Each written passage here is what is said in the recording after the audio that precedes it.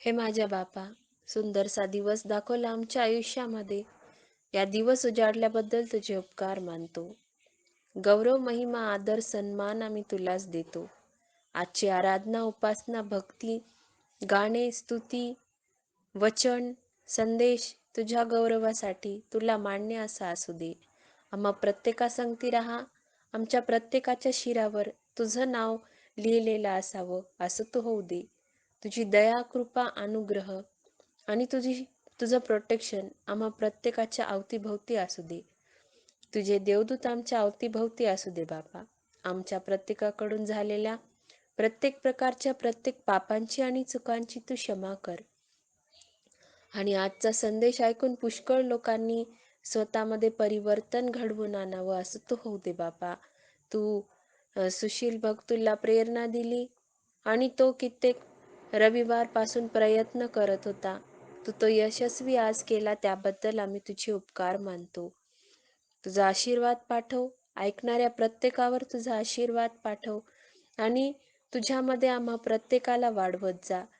आम्ही संदेश देणारे, संदेश ऐकणारे आणि त्याप्रमाणे आचरण करणारे प्रत्येकावर तू आशीर्वाद पाठव आणि प्रत्येकाला तुझ्या आशीर्वादाने भरून टाक. आमची आध्यात्मिक लेवल तू दिवसेंदिवस वाढव. प्रार्थना आम्ही करावी, शास्त्र वाचन करावं आणि जो परिवर्तन आमच्यामध्ये घडून आलेला आहे तो सातत्याने आम्ही आमच्या जीवनामध्ये कायम ठेवावा, याची समज आम्हा प्रत्येकाला दे. आम्ही स्वतःला तुझ्या हातामध्ये स्वाधीन करतो, समर्पित करतो, पुनर्समर्पित करतो. आजची भक्ती देखील तुझ्या हातामध्ये देतो. सर्वांनी ऐकावी असं मन तू सर्वांना दे. प्रभू येशूच्या विजयी नावात ही प्रार्थना मी मागते, म्हणून तू ऐक. आमेन. Praise the lord. मी सुशील मदन मोहन भक्तुल आणि आजचा संदेश आपल्यासमोर मी सादर करत आहे. आणि आजच्या संदेशाचे टायटल आहे खरे परिवर्तन. ह्यामध्ये आपण 4 ते 5 मुद्दे बघूया आणि मी तुम्हाला खरे परिवर्तन काय असते, कसे असते त्याबद्दल सांगण्याचा प्रयत्न करेन. आणि आपण आपल्या पहिल्या मुद्द्याजवळ वळूया. या पहिल्या मुद्द्यामध्ये आपण पाहूया की आपण कोण आहोत, काय आहोत आणि आपल्याला आपल्या प्रत्येक केलेल्या कामाचा हिशोब द्यावा लागणार आहे. जेव्हा आपण परिवर्तनाबद्दल बोलतो किंवा मग विचार करतो तर सर्वात आधी आपल्याला आपण कोण आहोत ह्याबद्दल आपल्या मनात एक विचार येतो की आपण कोण आहोत. आणि सर्वात महत्त्वाची गोष्ट म्हणजे जी परिवर्तनाबद्दल बोलत असताना की आपल्याला आपल्याबद्दल, स्वतःबद्दल जाणून घेणे फार महत्त्वाचे आणि गरजेचे आहे. जोपर्यंत आपण स्वतःला जाणून घेणार नाही तोपर्यंत आपण परिवर्तनाबद्दल आपल्याला समजू शकणार नाही. तर पहिल्या मुद्द्यातला पहिला पॉईंट आहे की तुम्ही कोण आहात. साहजिक आहे की तुम्ही मानव आहात. मानव ही परमेश्वराची एक विस्मयकारक निर्मिती आहे आणि प्रत्येक मानवाची जगाच्या नजरेत वेगवेगळ्या प्रकारे ओळख असते आणि ती ओळख त्याच्या नावाने असू शकते, व्यवसायाने असू शकते, ठिकाणाने असू शकते, नातेसंबंधाने असू शकते किंवा तो जो कार्य करतो त्या कार्यामुळे त्याची ओळख समाजामध्ये असू शकते. परंतु परमेश्वराच्या नजरेत ख्रिस्ताद्वारे प्रत्येक मानव जो आहे तो फार मौल्यवान आहे.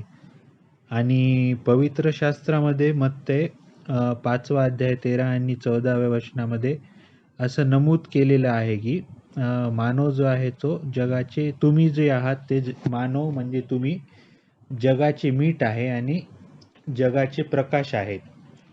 म्हणजे परमेश्वराच्या नजरेत ख्रिस्ताद्वारे प्रत्येक मानव जगाचा मीठ आहे आणि जगाचा प्रकाश आहे. आणि जग जे आहे ही परमेश्वराची निर्मिती आहे.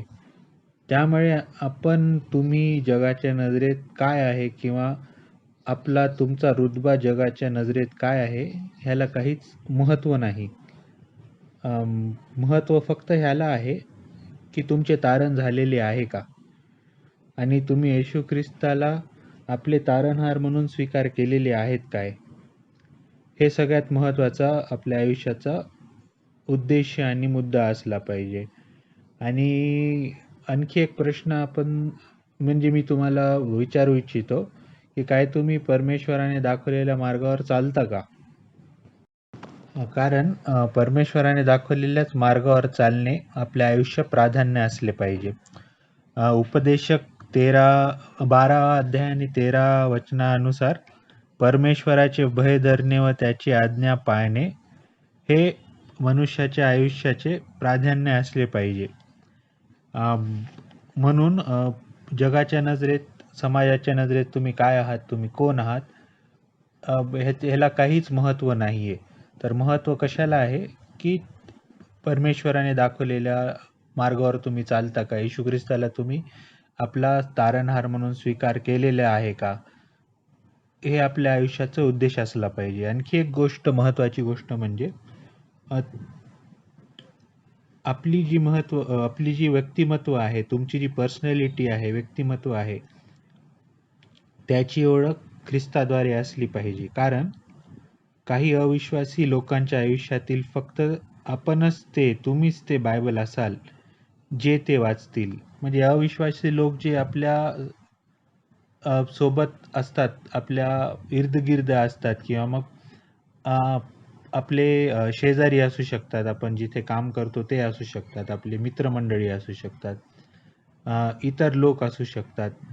तर जेव्हा ते आपले आयुष्याला पाहतील, जर आपण ख्रिस्ताने दाखवलेल्या मार्गावर चालत असू, त्यांनी दाखवलेल्या मार्गावर चालत असू, तर आपल्यात जे परिवर्तन घडते, आपल्यामध्ये जे चांगले गुण दिसून येतात, तर हेच ते परिवर्तन आहे जे पाहून त्या लोकांना कळेल, अविश्वासी लोकांना कळेल की ख्रिस्ती जीवन काय असते. कारण ते बायबल कधी वाचतील, बायबल कधी आयुष्यात वाचतील ह्याची शक्यता फार कमी आहे. तर तुमच्या आयुष्यामधून तुम्ही झळकू द्या की बायबल काय असू शकते, किंवा मग परमेश्वराने दाखवलेला मार्ग जर तुम्ही निवडला आणि त्याप्रमाणे चालत असाल, तर विधर्मी लोकांना तुमच्या आयुष्यातूनच भरपूर काही शिकण्यासाठी, समजण्यासाठी प्रोत्साहन होईल. म्हणून आपल्या आयुष्याचं आणखी एक प्राधान्य असले पाहिजे आणि आपण प्रयत्न केला पाहिजे की आपण आपली व्यक्तिमत्व जे आहे तो येशू ख्रिस्ताद्वारे दाखवलेल्या मार्गावर चालून आपण तो दर्शवला पाहिजे, आपल्यातून ते झळकलं पाहिजे. आपण दुसऱ्या पॉईंटकडे वळूया. पहिल्या पॉईंटच्या दुसऱ्या सब पॉईंटकडे वळूया. तर ह्याच्यामध्ये असं आहे की तुम्ही कोण आहात हे तर मी तुम्हाला एक्सप्लेन करण्याचा प्रयत्न केला आहे. त्यामध्ये तुम्ही काय आहात हे पण जाणून घेणं फार गरजेचं आहे. जेव्हा आपण खरे परिवर्तनाबद्दल बोलतो किंवा विचार करतो, तर तुम्ही काय आहात हे पण आपल्याला जाणून घेणं फार महत्त्वाचं आहे. आणि त्यामध्ये तुम्ही काय आहात हा प्रश्न जेव्हा आपण स्वतःला विचारतो, तुम्ही स्वतःला जेव्हा विचाराल, किंवा इतर कोणी तुम्हाला विचारेल की तुम्ही स्वतःबद्दल सांगा, तर महत्त्वाचं म्हणजे तुम्ही स्वतःला जेव्हा हा प्रश्न विचाराल, तर काही विशिष्ट उत्तरे तुमच्या मनात येतील, तुमच्या डोक्यात येतील. जेव्हा कोणी हा प्रश्न विचारेल किंवा तुम्ही स्वतःला हा प्रश्न विचाराल की मी काय आहे, तर काही विशिष्टच उत्तरे तुमच्या डोक्यात येतील. ते उत्तरे असे असू शकतात की मी एक पुरुष आहे किंवा मी एक स्त्री आहे, किंवा तुमचं जे प्रोफेशन आहे त्याप्रमाणे तुमच्यामध्ये उत्तर येतील. जसे की मी एक विद्यार्थी आहे, किंवा मी एक गृहिणी आहे, शिक्षक आहे, उद्योजक आहे. काही जणांना वाटेल मी श्रीमंत आहे, काहींना वाटेल मी गरीब आहे, यशस्वी आहे, तर काहींना वाटू शकतं की मी यशस्वी आहे. असे काही उत्तरे आपल्या मनामध्ये येऊ शकतात. पण जेव्हा आपण स्वतःला प्रश्न विचारतो की आपण काय आहोत, आणि हे उत्तर जे आपल्या डोक्यामध्ये किंवा मनामध्ये येतात, तर काय ही उत्तरे आपल्या व्यक्तिमत्वाला स्पष्ट करण्यासाठी पुरेशी आहेत का? तुम्हाला काय वाटतं की ही उत्तरे तुमच्या व्यक्तिमत्वाला स्पष्ट करण्यासाठी पुरेशी आहेत का? तर उत्तर असे आहे त्याचे, की ही जी उत्तरे आपल्या मनात डोक्यामध्ये येते जेव्हा आपण स्वतःला विचारतो, की आपण काय आहोत? तुम्ही काय आहात? मी काय आहे? तर आपल्या मनामध्ये जेव्हा ही जी विशिष्ट उत्तरे येतात, ती उत्तरे आपल्या व्यक्तिमत्त्वाला स्पष्ट करण्यासाठी पुरेशी नाहीत. कारण आपण ह्या आपलं जे हे व्यक्तिमत्व आहे, ह्या व्यतिरिक्त पण आपण भरपूर काही आहोत. आणि ते जाणून आपलं व्यक्तिमत्व जाणून घेण्यासाठी आणि आपल्या स्वतःला आपण काय आहोत हे ओळखण्यासाठी आपल्याला एकच मार्ग आहे. तो मार्ग म्हणजे ख्रिस्ताजवळ येणे व पवित्र शास्त्राचे अध्ययन करणे. कारण जेव्हा तुम्ही पवित्र शास्त्राचे अध्ययन कराल आणि ख्रिस्ताजवळ याल, तेव्हा परमेश्वर तुम्हाला तुमच्या स्वतःशी तुम्हाला परिचित करेल, चांगल्या प्रकारे परिचित करेल. तेव्हा तुम्हाला तुमच्या आयुष्याचा मार्ग दिसून येईल. तुमच्या आयुष्याचा उद्देश काय आहे? परमेश्वराने तुमच्या आयुष्यामध्ये काय प्लॅन्स केलेले आहेत, हे तो तुम्हाला दाखवून देईल.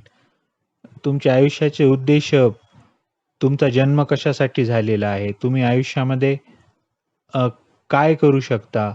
तुम्ही स्वतः काय आहेत? जेव्हा हे तुम्हाला तो परिचित करून देईल, तुम्हाला दाखवून देईल. तुमच्याबद्दल त्याचे जे प्लॅन्स आहेत आयुष्यातले, जेव्हा तो हे तुम्हाला दाखवून देईल, तर तुमच्या आयुष्याला एक वेगळे वळण भेटेल आणि तुमच्या आयुष्याला एक अर्थ भेटेल. जेव्हा आपण ख्रिस्ताने दाखवलेल्या मार्गावर चालत नाही किंवा पवित्र शास्त्र वाचत नाही, तेव्हा आपल्या आयुष्याला अर्थ नसतो. आपण बेअर्थी एक आयुष्य जगत असतो. पण बाकी परमेश्वराने दाखवलेल्या मार्गाने ख्रिस्ताद्वारे आणि बायबल जेव्हा आपण वाचतो, तर जेव्हा परमेश्वर आपल्या आयुष्यात कार्य करतो आणि आपल्याला भरपूर काही गोष्टी दाखवून देतो, त्यावेळेस आपल्या आयुष्याला एक वळण भेटते, अर्थ भेटतो आणि आपण आयुष्यामध्ये जे भरकटतो ते भरकटणे आपले बंद होऊन जाते. आणि जेव्हा असे आपल्या आयुष्यामध्ये होते, तेव्हा आपण स्वतः स्तब्ध होऊन जाल. तुम्ही स्वतः स्तब्ध होऊन जाईल, की काय असं होऊ शकतं का? आणि तुमच्यात जो परिवर्तन येईल, ते परिवर्तन पाहून तुम्ही स्वतः स्तब्ध होऊन जाल.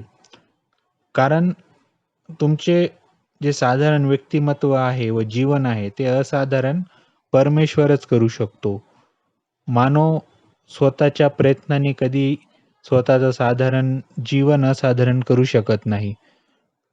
तो फक्त परमेश्वराच्या साहाय्यानेच आपलं साधारण जीवन असाधारण करू शकतो. तसेच ही प्रत्येक मनुष्याची फितरत आहे, की तो स्वतःला इतरांपेक्षा श्रेष्ठ समजतो, बुद्धिमान समजतो, चतुर समजतो व इतरांपेक्षा स्वतःलाच अतिउत्तम समजत असतो.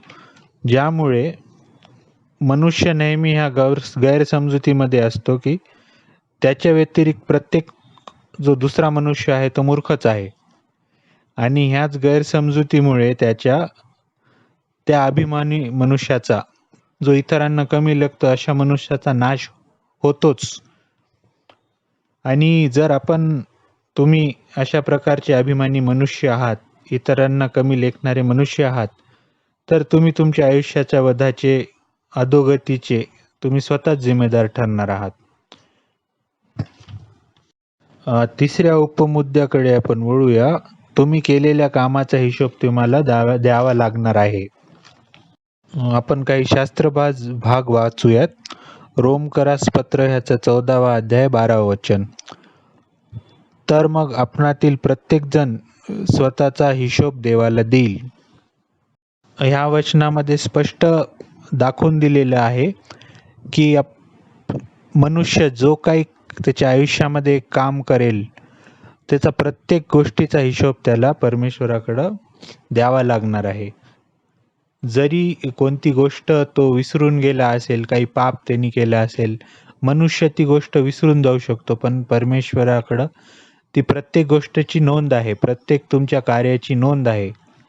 आणि जरी तुम्ही ते विसरला असाल, तर त्याची त्याचा हिशोब तुम्हाला परमेश्वराकडे द्यावा लागणार आहे. त्याची उत्तरे तुम्हाला द्यावे लागणार आहे आणि तुमच्या कार्याची उत्तरे फक्त तुम्हालाच द्यावे लागतील. आणि ह्या वचनामधून ते स्पष्ट झालेलं आहे की प्रत्येक जणाला, प्रत्येक मनुष्याला आपल्या स्वतःचा हिशोब द्यावा लागणार आहे. आपण आणखी एक वचन शास्त्रभाग वाचूया. प्रकटीकरण 20वा अध्याय 12व वचन.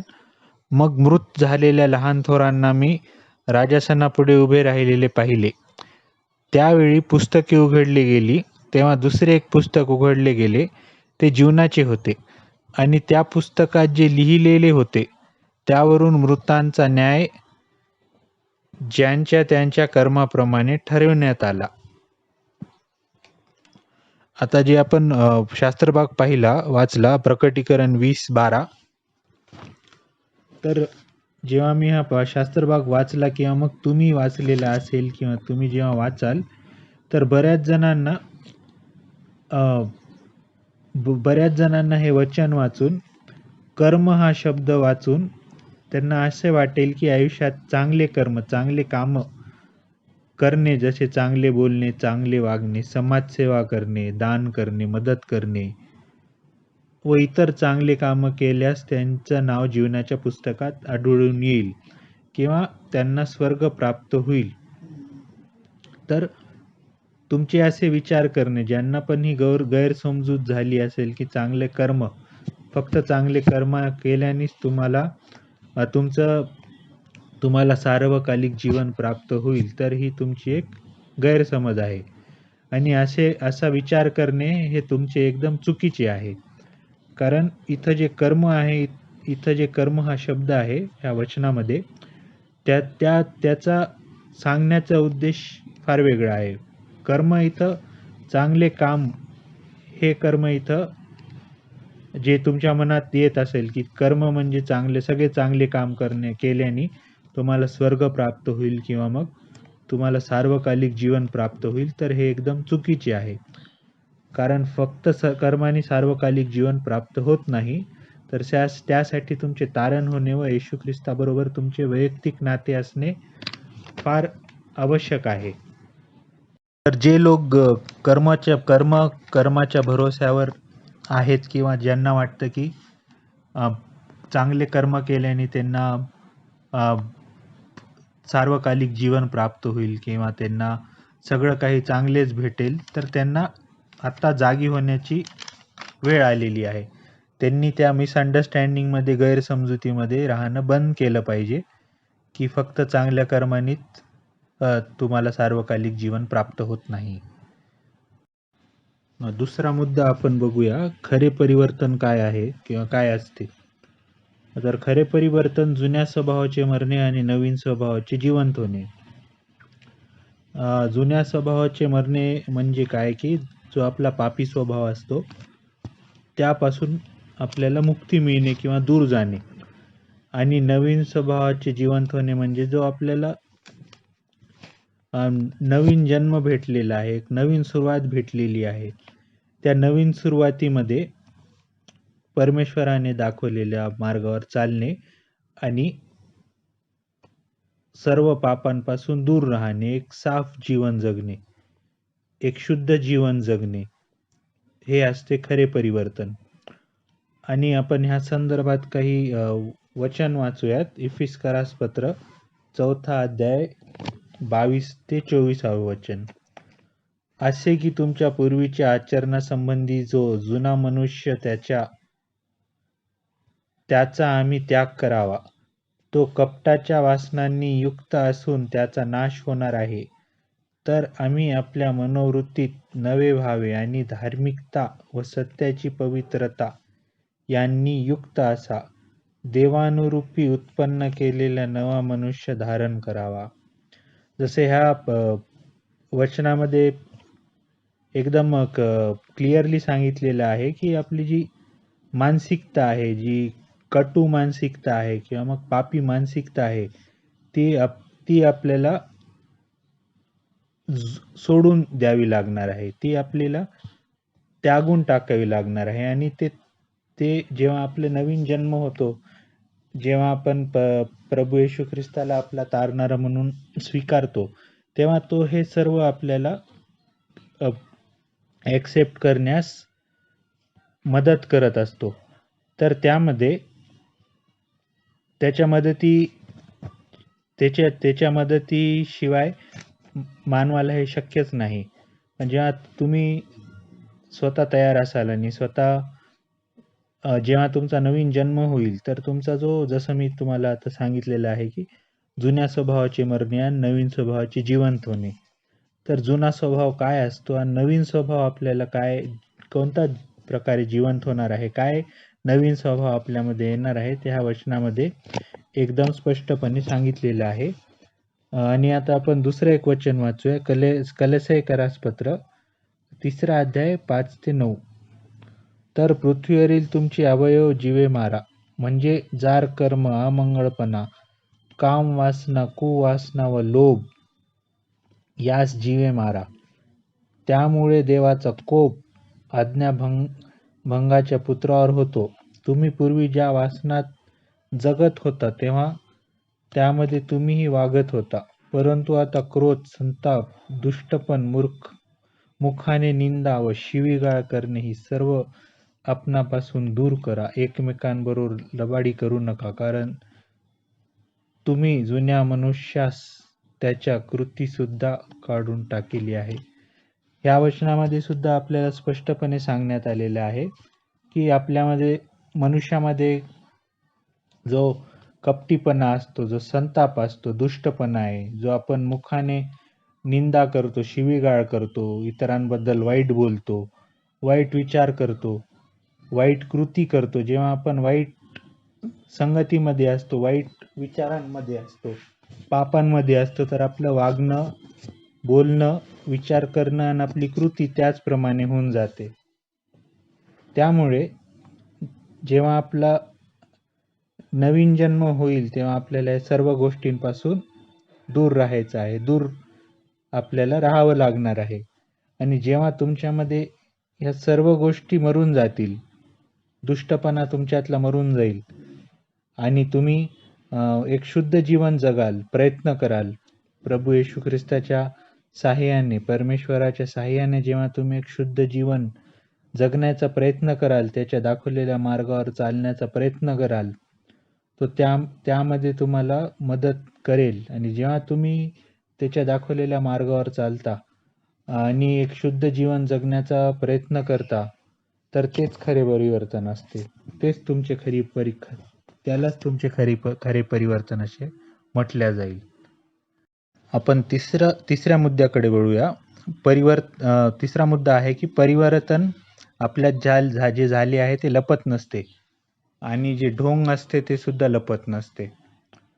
तर ह्या मुद्द्यानुसार जो पॉईंट जो आहे, त्यामध्ये जर तुमच्यामध्ये परिवर्तन जर झालेले असेल, तर ते कधीच लपून राहणार नाही. तुमचे परिवर्तन जे आहे ते लगेच दिसून येते. आणि तुमच्यातला जो ढोंगीपणा असतो, जे तुम्ही ढोंग करता, तो पण दिसून येतो. आणि तुमचा जो ढोंगीपणा असतो, कोणत्याही व्यक्तीचा जो ढोंगीपणा आहे, मनुष्याचा जो ढोंगीपणा आहे, तो त्याच्या वागण्यातून दिसून येतो. त्याची जी कृती असते, त्याचे जे ॲक्शन्स असतात, त्यामधून तो दिसून येतो.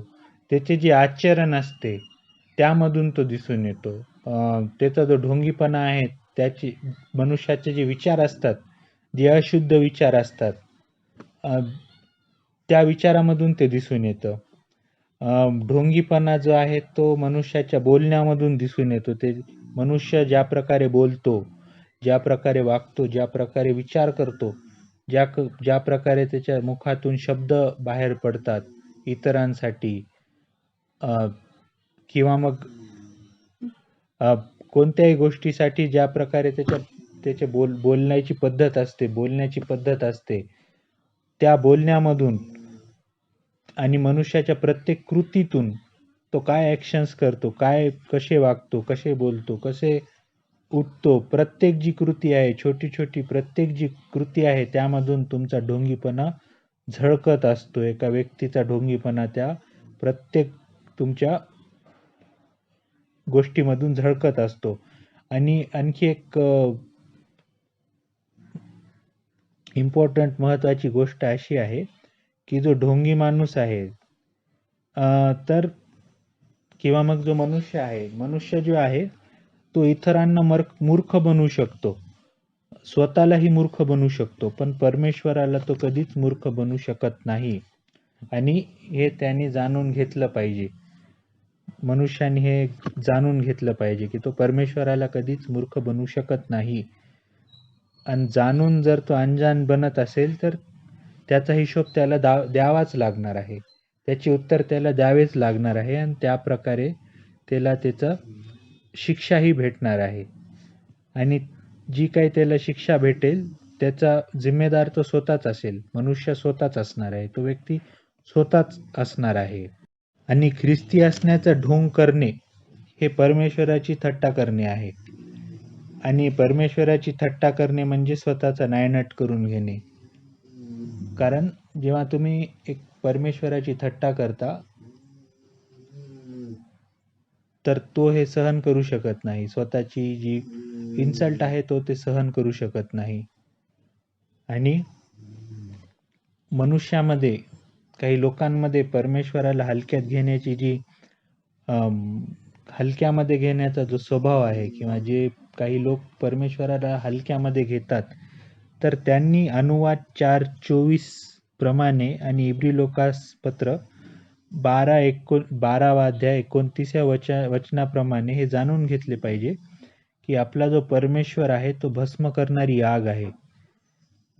त्याचा क्रोध स्वतःहून ओढून घेतला नाही पाहिजे, कारण तो तुम्हाला संधी देत असतो आणि जेव्हा त्याने तुम्हाला संधी देण्यास तो बंद करेल, तुमची संधी जेव्हा संपून जाईल तेव्हा तो तुम्हाला रडण्यासाठी पण वेळ देणार नाही.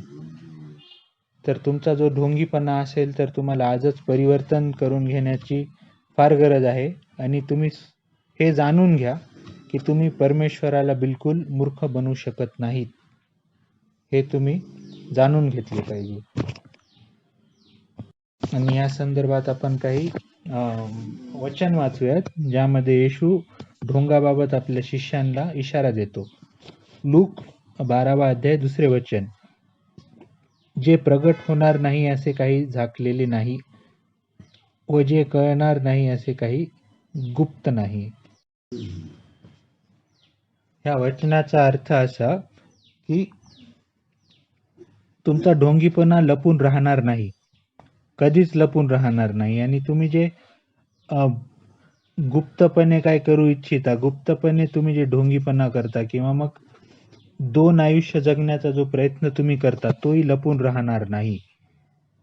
तर हे जाणून घेतले पाहिजे. या वचनामध्ये एकदम क्लिअरली सांगितले आहे की एकदम स्पष्टपणे सांगितलेले आहे की जे प्रगट होणार नाही ते काही झाकलेले राहणारच नाही आणि जे कळणार नाही ते कधी गुप्त राहणार नाही किंवा राहू शकतच नाही.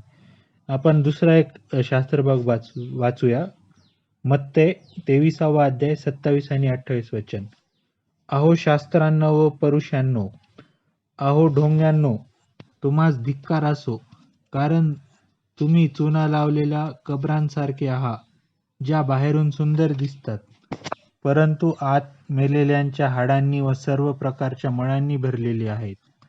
तसे तुम्ही बाहेरून लोकांस धार्मिक दिसता परंतु आत ढोंगाने व अधर्माने भरलेले आहात.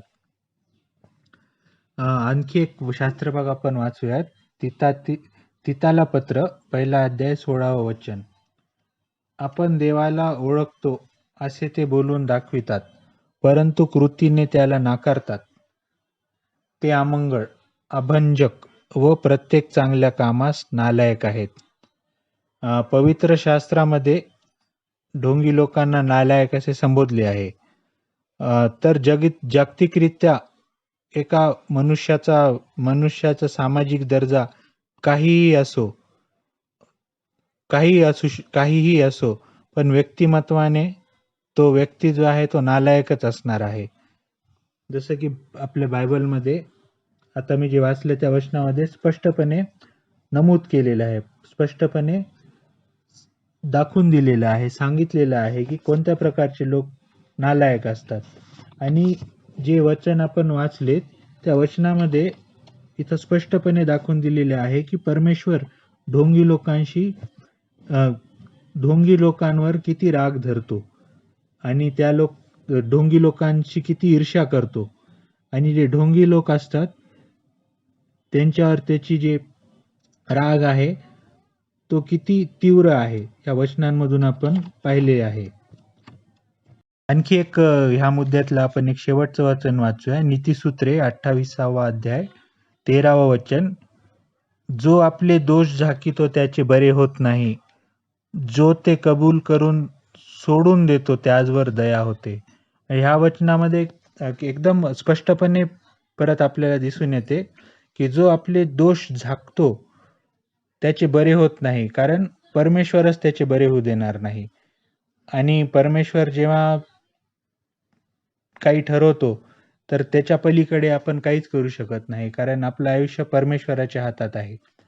तर त्याच्या पलीकडे आपण काहीच करू शकत नाही. आणि जो मनुष्य आपले दोष कबूल करतो आणि सोडून देतो, म्हणजे जो आपला जुना स्वभाव आहे तो सोडून देतो आणि एक नवीन स्वभाव कडे वाटचाल करतो, तर त्यावर परमेश्वराची देवाची दया असते. पुढच्या मुद्द्याकडे आपण वळूया. पुढचा मुद्दा असा आहे की असंख्य जे आपल्याला मिळालेल्या संधी आहेत परमेश्वराकडून, आता वेळ आलेली आहे की ती संधी आपण आणखी व्यर्थ घालू नये. तर असंख्य मिळालेल्या संधी आता वेळ व्यर्थ घालू नका. तर परमेश्वराने आपल्यामध्ये परिवर्तन येण्याची, ते येशू ख्रिस्ताला आपला तारणहार ॲक्सेप्ट करण्याची जी संधी आहे, आपल्याला असंख्य संधी आजपर्यंत आपल्या आयुष्यामध्ये मिळालेले आहेत. तुम्हाला मिळालेले आहेत, प्रत्येक मनुष्याला मिळालेले आहेत. आणि मनुष्याचा जन्मच सर्वात मोठी संधी आहे.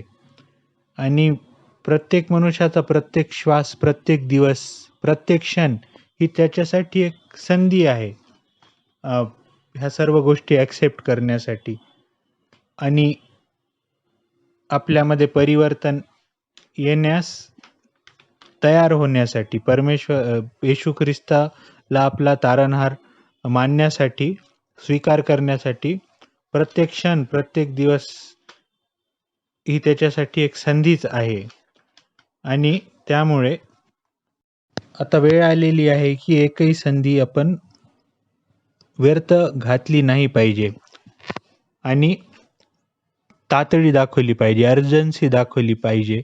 आपण एक शास्त्रभाग वाचूया ज्यामध्ये येशू ख्रिस्त आपल्याला वेळेची तातडीबद्दल सांगतो.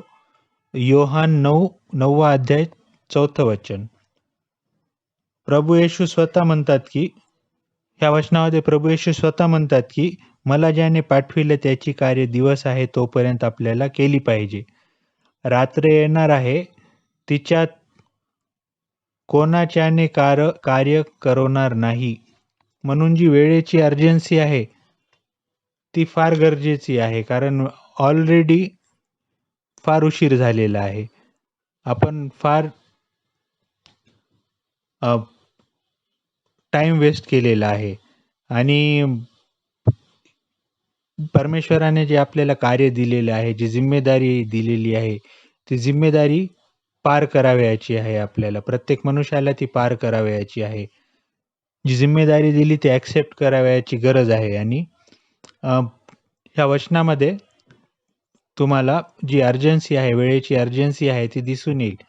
त्यामध्ये प्रभू येशू ख्रिस्त स्वतः म्हटलेलं आहे की जोपर्यंत दिवस आहे तोपर्यंत आपल्याला तातडीने ही सर्व कामे करावी लागणार आहे. आणि रात्र जी आहे ती लवकरच होणार आहे. आणि जेव्हा रात्र होईल तेव्हा जी जिम्मेदारी आहे ती करवल्या जाणार नाही, ती होणार नाही. त्यामुळे दिवस आहे तोपर्यंतच आपल्याला स्वतःची तयारी करून घ्यावी लागणार आहे. तर वेळेची जी तातडी आहे, अर्जन्सी आहे, ती तुम्ही समजून घ्या आणि आणखी वेळ घालू नका. आपण काही बायबलमधून उदाहरण बघूया ज्यामध्ये लोकांना भरपूर चान्सेस भेटले होते. संधी मिळाली होती, पण त्यांनी ती संधी व्यर्थ घातली आणि त्यांचा नायनाट कसा झाला. त्यांना त्याचा किंमत कशी मोजावी लागली हे आपण त्या वचनामधून बघू. काही एक्झाम्पलमधून बघू. जसं पहिलं उदाहरण आहे नोहाचं उदाहरण आहे. नोहाच्या काळातल्या लोकांना नोहाच्या तारूमध्ये येण्याची संधी होती, पण तिचा त्यांनी उपयोग केला नाही. जेव्हा नोहा परमेश्वराच्या योजनेबद्दल सर्वांना सांगत होता, तर लोक त्याच्यावर हसत होते, त्याला मूर्ख समजत होते. म्हणजे त्यांना तो सांगत होता. जेव्हा लोकांनी ती संधी व्यर्थ घातली आणि त्याच्यावर कोणीच विश्वास ठेवला नाही. आणि असंही नाही की काही दिवसांचा वेळ होता, काही महिन्यांचा वेळ होता, भरपूर वर्षांचा वेळ होता. तसेच आपण जसे आपल्या आयुष्यात आजपर्यंत भरपूर वर्ष, तुम्ही तुमच्या आयुष्यातले भरपूर वर्ष व्यर्थ घातले आहेत ह्या समजुतीमध्ये की काही होणार नाही, किंवा मग प्रत्येक गोष्ट तुम्ही ज्या प्रकारे हलक्यात घेतलेली आहे, ह्याच प्रकारे नोहाच्या काळातले लोकांनी त्याचे शब्द हलक्यात घेतले होते. आणि शेवटी काय झालं, त्यांचा सर्वांचाच नाश झाला. ते सर्वच नाश पावले. का नाश पावले? कारण त्यांनी प्रत्येक गोष्ट हलक्यात घेतली. जो संदेश होता त्या संदेशाला त्यांनी सिरियसली घेतलं नाही, म्हणून त्या प्रत्येक जणाचा नाश झाला. दुसरा एक आपण उदाहरण बघूया. क्रूसावरील ते 2 चोर, ज्यांना आपला आत्मा वाचवण्याची सारखी संधी होती. दोघांनाही सारखी संधी होती, पण त्यामधल्या केवळ एका चोराने प्रभू येशूला स्वतःला समर्पण केले आणि त्याचा आत्मा सुखलोकात सुरक्षित करून घेतला. दुसऱ्या दुसरा जो चोर होता त्याने आपल्या हाती आलेली चांगली संधी गमावून टाकली. तर ह्यामधून आपल्याला दिसून येतं की जी संधी आहे ती आपण संधी गमावू नये, कारण आपले जे संधी भेटणं आहे ती कधी बंद होईल ते तुम्हालाही माहित नाही, कोणालाच माहित नाही. कोणत्याही मनुष्याला माहित नाही की तुम्हाला जी संधी भेटलेली आहे ती संधी ती कोणती संधी तुमची शेवटची संधी असणार आहे. तर म्हणून तुम्हाला आत्ताच्या आत्ता ह्या क्षणी जागे होणं, विचार करणं फार गरजेचं आहे. तर जागे व्हा, विचार करा आणि कोणती संधी शेवटची असू शकते ते तुम्हाला, ह्याबद्दल तुम्ही विचार केला पाहिजे. आपण आता पुढच्या मुद्द्याकडे वळूया की परिवर्तन कसे होईल. तर काही जणांना प्रश्न पडला असेल किंवा ज्या लोकांना माहीत नसेल, तर मी तुम्हाला सांगण्याचा प्रयत्न करतो की तुमच्यात परिवर्तन कसे होईल, किंवा ज्या लोकांना हा प्रश्न पडला असेल की आमच्यामध्ये आम्ही परिवर्तन कसे घडवून आणू शकतो किंवा आमच्यामध्ये परिवर्तन कसे होऊ शकते. तर सर्वात महत्त्वाची गोष्ट म्हणजे की तुमची स्वतःची इच्छा असली पाहिजे परिवर्तन तुमच्यामध्ये घडवून आणण्याची. तुम्हाला स्वतःला बदलण्याची स्वतःची इच्छा पाहिजे, स्वइच्छा पाहिजे तुम्हाला तुमच्या आयुष्यामध्ये. आणि ती मनातून इच्छा पाहिजे, कारण मनातून जोपर्यंत तुमच्या इच्छा नसणार स्वतःला बदलण्याची, स्वइच्छा तुमच्यामध्ये जागरूक होणार नाही तोपर्यंत. तर सर्वात महत्त्वाचं म्हणजे तुमची स्वतःची इच्छा असणे फार गरजेचं आहे. आणि पश्चात्तापाशिवाय बदल घडणे, परिवर्तन होणे बिलकुल शक्य नाही. आणि आणखी एक महत्त्वाची गोष्ट म्हणजे तुमचे येशू ख्रिस्ताबरोबर वैयक्तिक नाते असणे फार गरजेचे आहे. आणि आणखी चार महत्त्वाच्या, एकदम सगळ्यात महत्त्वाच्या पायऱ्या आहेत या मुद्द्यामध्ये, जे तुम्हाला जाणून घेणे गरजेचं आहे जर तुम्ही इच्छित असाल स्वतःमध्ये परिवर्तन घडून घेण्यासाठी. तर प्रथम आपण हे जाणून घेतले पाहिजे की परमेश्वर आपल्यावर अपार प्रेम करतो, खूप प्रेम करतो. तो एक त्रिक्य देव आहे. आणि जे 4 पॉइंट्स मी तुम्हाला सांगितले जे महत्त्वाचे आहेत, हे 4 पॉइंट्स आपल्याला येशू ख्रिस्ताबरोबर वैयक्तिक नाते स्थापित करण्यासाठी कामी येतील. आणि ह्या 4 पायऱ्यांनीच आपण त्याच्यापर्यंत पोहोचू शकतो. तर सगळ्यात पहिला जी स्टेप आहे, आपण स्टेप म्हणूयात त्या पायरीला. 4 स्टेप्स आहेत. जी पहिली स्टेप आहे ती आहे की आपल्याला हे ॲक्सेप्ट करावं लागेल, मानावं लागेल की मी पापी आहे. आणि स्वतः ॲक्सेप्ट करणं, स्वतः मानणं मी पापी आहे. तर त्यामध्ये असे की मी जन्माचा पापी आहे, ही गोष्ट आपल्याला स्वीकार करावी लागणार आहे. ही पूर्ण मनाने आपल्याला पूर्ण जाणीवपूर्वक स्वीकार करावी लागणार आहे. आणि आपल्याला ह्याची कबुली द्यावी लागणार आहे की मी पापी आहे, जन्मापासून मी पापी आहे. आणि त्यामध्ये सर्व आपल्याला आपल्या स्वइच्छेने जाणीवपूर्वक ॲक्सेप्ट करावं लागणार आहे की तुम्ही पापी आहात, मी पापी आहे म्हणून. दुसरी जी स्टेप आहे की पापाचा पश्चाताप करणे. आपल्या सर्व पापाची परमेश्वराकडे आपल्याला पश्चाताप करावा लागणार आहे. आणि जेव्हा आपण पूर्ण मनाने जाणीवपूर्वक तयार होतो, पूर्ण इच्छेने आपण तयार होतो, तेव्हा परमेश्वर आपल्याला पश्चातापी मन देतो. आणि आपण पश्चाताप तेव्हाच करू शकतो जेव्हा आपल्याकडे पश्चातापी मन असेल. आणि पश्चातापी मन तुम्हाला तेव्हाच भेटू शकतं जेव्हा तुम्ही स्वतः तयार व्हाल आणि आपल्या पापांची क्षमा त्याच्याकडे मागाल आणि तुम्ही ॲक्सेप्ट कराल की तुम्ही पापी आहे. आणि जेव्हा तुम्ही पश्चाताप करता, रिपेंट कराल, तर त्याचा अर्थ आहे की तुम्ही चेंज व्हाल. तुम्ही तुमच्या मनाने, तुमच्या डोक्याने, तुमच्या वागण्याने तुमचं आयुष्य पूर्णपणे चेंज, तुम्ही स्वतः त्यामध्ये पूर्णपणे चेंज येईल. आणि ह्यामध्ये येशू ख्रिस्त तुम्हाला मदत करेल. तुमचं आयुष्य तुम्हाला चेंज करण्यासाठी, तुमच्यामध्ये परिवर्तन घडण्यासाठी येशू ख्रिस्त तुम्हाला मदत करेल. त्याच्या मदतीशिवाय आपल्यामध्ये परिवर्तन होणे शक्य नाही. कारण जसे मी आधी बोललो की साधारणला असाधारण करणे हे त्याच्याच हातात आहे. तर आपल्यामध्ये परिवर्तन जर घडून आपल्याला घ्यावयाचा असेल तर तो येशू ख्रिस्ता व्यतिरिक्त होऊ शकत नाही. त्यासाठी तुम्हाला त्याला हाक मारावी लागणार आहे आणि तो तुमच्या प्रत्येक हाकेला उत्तर देईल आणि तुमच्यामध्ये परिवर्तन घडून येईल. आणि तिसरी जी पायरी आहे, तिसरी जी स्टेप आहे ती आहे की येशूला ग्रहण करणे.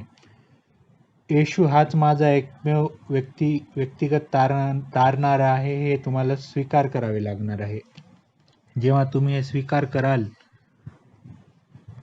तेव्हा तुमच्या आयुष्यात परिवर्तन होणे सुरू होऊन जाते. त्याच क्षणी तुमच्या आयुष्यामध्ये परिवर्तन होणे सुरू होऊन जाते. आणि चौथी जी पायरी आहे, जी स्टेप आहे ती आहे बाप्तिस्मा घेणे. पाण्यात बुडून बाप्तिस्मा घेऊन सार्वजनिकरित्या येशूला स्वीकारणे ही चौथी पायरी आहे. तर प्रत्येक पायरी आपल्या जागी फार महत्त्वाची आहे. आणि बाप्तिस्मा, काही जणांना वाटतं की बाप्तिस्मा घेणे गरजेचं नाही, तर ती आपल्या जागची सगळ्यात महत्त्वाची पायरी आहे. जसे आपण 4 स्टेप्स पाहिलेले आहेत. येशू ख्रिस्ताला आपल्या येशू ख्रिस्तासोबत वैयक्तिक नाते स्थापित करण्यासाठी जे 4 पायऱ्या पाहिलेल्या आहेत, तर प्रत्येक पायरीचं आपलं एक महत्त्व आहे. आणि या 4 पायऱ्या जेव्हा तुम्ही पार कराल, जेव्हा तुम्ही ॲक्सेप्ट कराल, जेव्हा ह्या 4 पायऱ्या तुम्ही चढून जाल, तेव्हाच तुमचे नाते येशू ख्रिस्ताबरोबर स्थापित होईल. तुमच्यामध्ये परिवर्तन घडून येईल. आणि पुढच्या वर्डकडे वळत असताना आपण परत एकदा हे 4 पायऱ्या काय एकदा बघून घेऊयात. पहिली पायरी आहे, मी पापी आहे हे स्वीकार करणे, जन्माचा पापी आहे हे स्वीकार करणे. दुसरी जी पायरी आहे, स्टेप आहे की आपल्या पापाचा पश्चाताप करणे. आणि महत्त्वाचं म्हणजे पश्चाताप तेव्हाच होतो जेव्हा तुम्हाला पश्चातापी मन असेल. आणि तुमच्यात पश्चातापी मन तेव्हाच येईल जेव्हा तुम्ही स्वतःहून या सर्व गोष्टींसाठी, परिवर्तनासाठी तयार असाल. या तुम्ही विचार कराल, जेव्हा तुम्ही परमेश्वराकडे मागाल तेव्हा तुम्हाला पश्चातापी मन मिळेल आणि तेव्हाच तुम्ही पश्चाताप करू शकाल. तिसरी जी स्टेप आहे, पायरी आहे, येशूला ग्रहण करणे. की येशू हाच माझा एकमेव व्यक्तिमत्व तारणारा आहे. जेव्हा तुम्ही ॲक्सेप्ट कराल आणि हे ॲक्सेप्ट करण्यास तो तुम्हाला मदत करेल, तुम्हाला बुद्धी देईल, तुम्हाला समज देईल. जेव्हा तुम्ही ॲक्सेप्ट कराल तेव्हा तुमच्यामध्ये परिवर्तन होणे त्याच क्षणी सुरू होऊन जाईल. आणि चौथी आणि महत्त्वाची जी पायरी आहे ती आहे की बाप्तिस्मा घेणे. पाण्यात बुडून बाप्तिस्मा घेणे आणि सार्वजनिकरित्या प्रभू येशूला स्वीकारणे ही एक फार महत्त्वाची पायरी आहे. आपण पुढे वळूया आणि एक वचन वाचूया आपण लूक 13:3. खरे परिवर्तन जे असते, खरे परिवर्तन जे तेव्हा नव्हे जेव्हा तुम्ही रडता, पण तेव्हा होते जेव्हा तुमच्यात बदल घडतो. प्रश्नामध्ये एकदम साफपणे सांगितलेलं आहे की जी तुमच्या रडल्याने तुमच्यामध्ये परिवर्तन होत नाही, तर तुमच्या बदलल्याने, तुमच्या स्वभावात बदलल्याने, तुमच्या व्यक्तिमत्वात बदल घडल्याने तुमच्यात परिवर्तन घडत असतो. शेवटची एक गोष्ट मी तुम्हाला सांगू इच्छितो. ह्याबद्दल तुम्ही विचार करू शकता की ज्या व्यक्तीचे तारण झालेले नाही त्या व्यक्तीला नेहमीच आयुष्यात जे कठीण आयुष्य असतं, आयुष्यात जे कठीणाई येते, जे आपण आयुष्य जगत असतो, ते जगत असताना ज्या व्यक्तीचे तारण झालेले नाही अशा व्यक्तीला नेहमीच वाटत असते की त्याचा जन्म झालेला नसता तर बरं झाले असते. तर ह्या गोष्टीबाबत तुम्ही विचार करा. काय तुम्ही ते व्यक्ती आहात ज्यांना वाटते की माझा जन्मच झाला नसता तर बरे झाले असते? जर तुम्ही ते व्यक्ती असाल ज्यांना असे वाटते, तर तुम्हाला आज तुमच्यामध्ये परिवर्तन घडवून आणण्याची गरज आहे. आणि तुमच्यामध्ये परिवर्तन घडवून आणण्याची जर इच्छा असेल तर तुम्ही प्रार्थना करा, प्रभू येशू ख्रिस्ताकडे मागा. तो तुम्हाला मार्गदर्शन करेल आणि तो तुम्हाला मदत करेल आणि तो तुमच्या प्रत्येक हाकेचं उत्तर देईल. आणि जेव्हा जेव्हा तुम्हाला तुम्हाला तो लागेल तेव्हा तो नेहमीच तुमच्या बाजूला उभा असेल आणि नेहमीच तो तुमच्या बाजूला तुम्ही त्याचे. तर इथे मी माझा हा संदेश संपवतो आणि काही सजेशन असल्यास तुम्ही लोक कॉमेंटमध्ये करून सांगू शकता की काही सजेशन तुम्हाला वाटत असेल तर तुम्ही तुमचे सजेशन्स बिलकुल देऊ शकता. तर चला आपण आपल्यामध्ये खरे परिवर्तन घडवून आणूया. धन्यवाद.